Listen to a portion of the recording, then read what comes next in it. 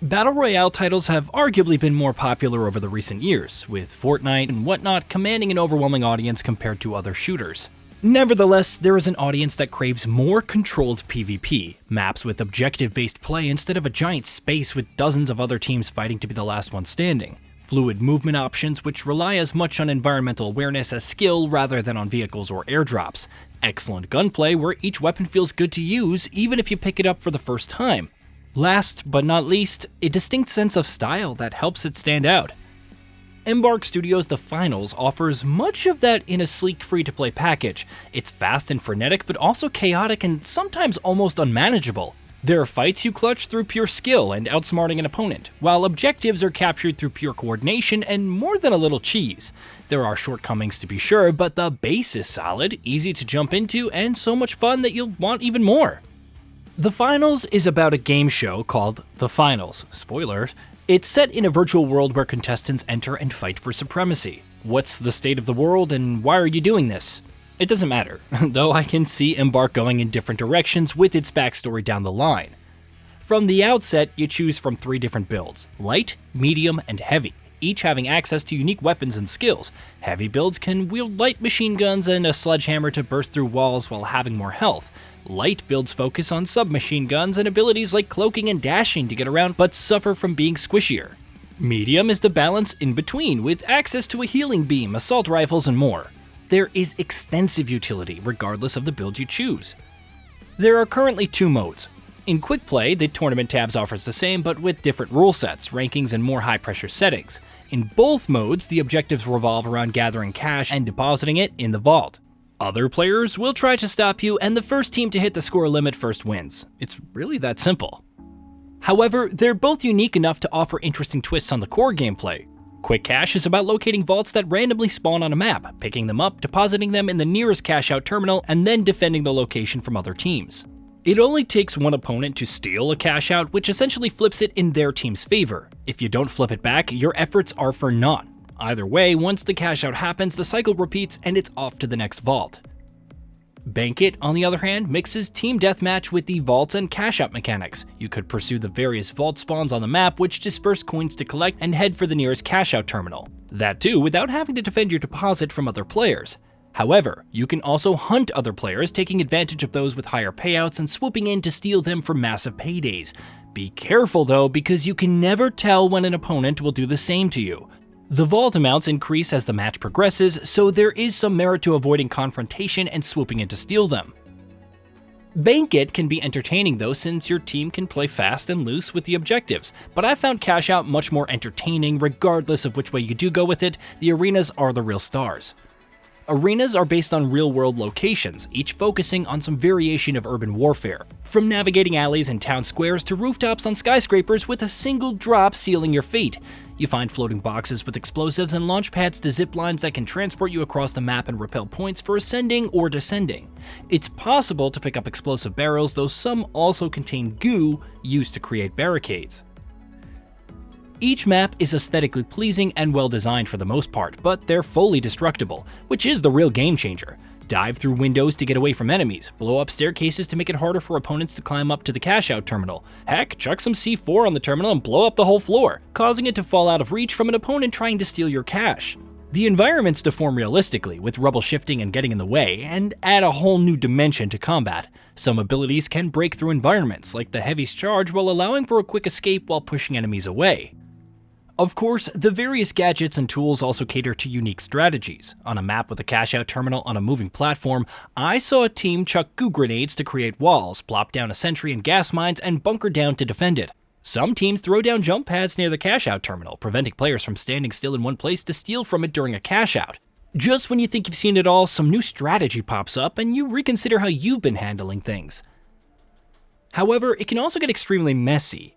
While the moving platform play described earlier is clever and requires coordination, it's otherwise easy to chuck gas mines, barricades, turrets, and sonar grenades, or use the skill itself when guarding a cash-out terminal.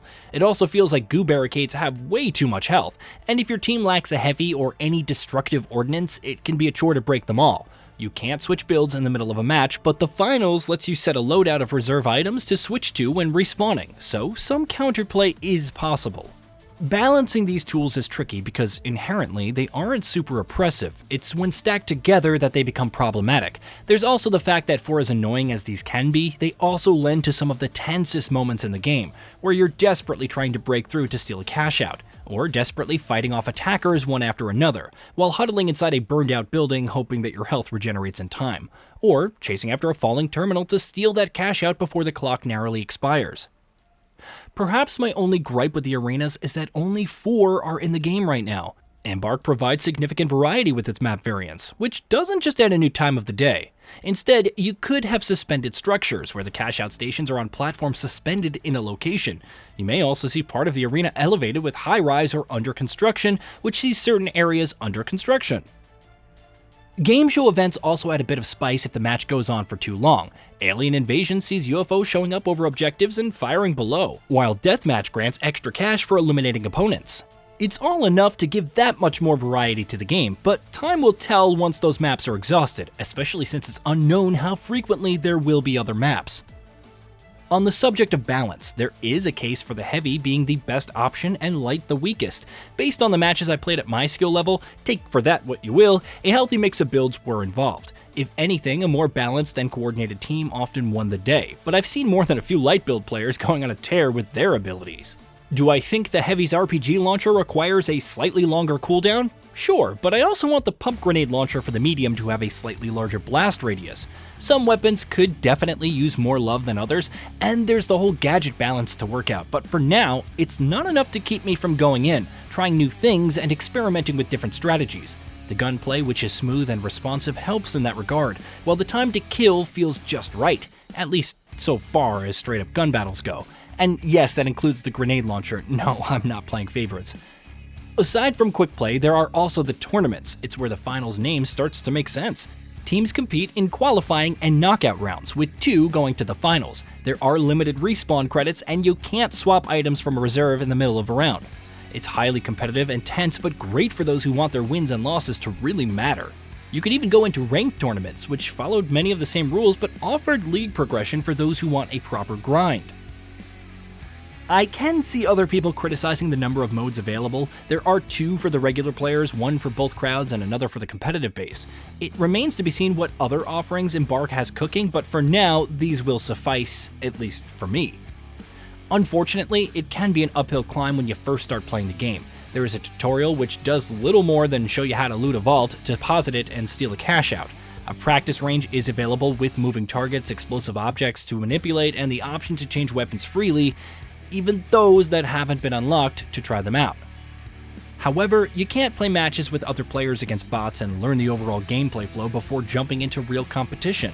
While not a substitute for real opponents, it could at least serve as a way for new players to get used to the movement and learn the maps, if not just see what full environmental destruction is capable of in real matches. In terms of presentation, the finals is very sleek without looking too minimalistic. The play-by-play commentary is also well done, though there are instances where it lags, like calling out a team being on the back foot several seconds after they surged ahead. Props to whoever came up with that ending track, which warns of the end being near for a match. It's not too over the top, and it fits the TV style of production that the game is going for. Network connectivity is solid. I saw some hitching in 1 or 2 matches, but it was otherwise relatively smooth sailing. Medium settings, with all of the kinds of destruction and chaos going off, saw little to no slowdown on my PC. It's a testament to Embark's optimization that it could do this while delivering some pretty good fidelity, both in the environments and effects. I don't have much to say about the Battle Pass system and microtransactions. They're about what you would expect from your average live service model, having more clothing choices available when customizing your appearance or earning some premium currency by completing weekly contracts would have been nice. If you're not a stickler for this kind of thing, it won't really matter. It may become a sticking point if you run out of content and want that fancy cat on your shoulder during matches. The finals is generating buzz because it's something sorely required in the shooter space, a wildcard. A fresh, fast-paced experience that rewards players' ingenuity, sometimes a little too well, and skill. It balances abilities and gunplay while having a solid foundation with its modes, maps, network connectivity, and optimization. We'll have to wait and see if it matches up to today's Titans in a long-term support and player numbers. For those jumping in right now, though, the finals is an entertaining time. Hey, did you know that we at GamingBolt upload new videos every day? Stick around, drop a like, subscribe, and hit that bell, and let us know what kind of content you'd like to see in the future with a comment below.